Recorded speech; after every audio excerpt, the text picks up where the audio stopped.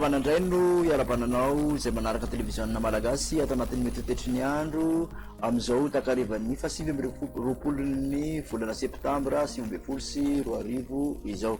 Kasika ny mandrafitra ny metotetry ny androntsika dia tsy hodrivotra malefaka miovaova tsy maro toerana manerana ny nosy nivadika aty amin'ny latsanana ny nosy ny rosakorana. Mivokatra izay zany mikasika ny toetry ny andro ho an'ny rapitso maraina dia ahitana orana malefaka hatrany aloha ny faritra Sava sy ny faritra Analanjirofo.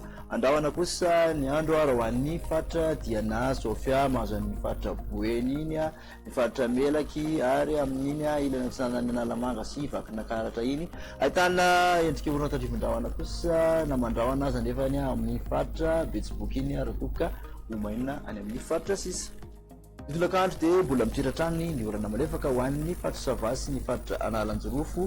Ahitana orana tandrivindrahona avokoa ny faritra Diana sy Sofia, ny faritra Boeny, Betsiboka. Andrahona izay mety arahany orana tandrivindrahona ihany koa ny faritra Botany amin'ny Analamanga, Vakinankaratra, Itasy, Ongolava iny karaty amin'ny faritra Atsimatsinanana sy Vadivavy Fitovinany.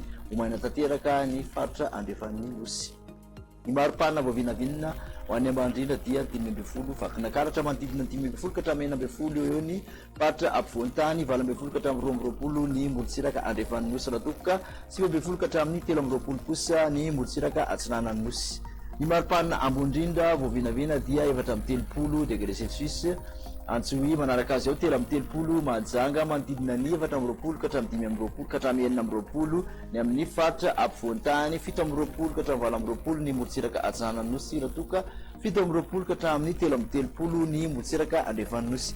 Toetry ny andro ho an'ny reto tanàn-dehibe telo ivelan'ny Madagasikara reto maina avokoa. Andrahona Johannesburg, Fandimby-ndrahona sy masoandro ho an'ny Nairobi sy Paris. Zay resika lainy toetry ny andro ho an'ny nosy manodidina ny Madagasikara dia i Maurice sy Seychelles no ahitana orana tandrivindrahona. Andrahona ny andro raha ho an'ny Comore, Fandimby-ndrahona sy masoandro raha ho an'ny La Réunion sy Mayotte. Dia izay indray no masaka azo atotranao tamin'ity an'ity dia manasa anao hatrany anaraka ny fandaharana. Veloma tompoko.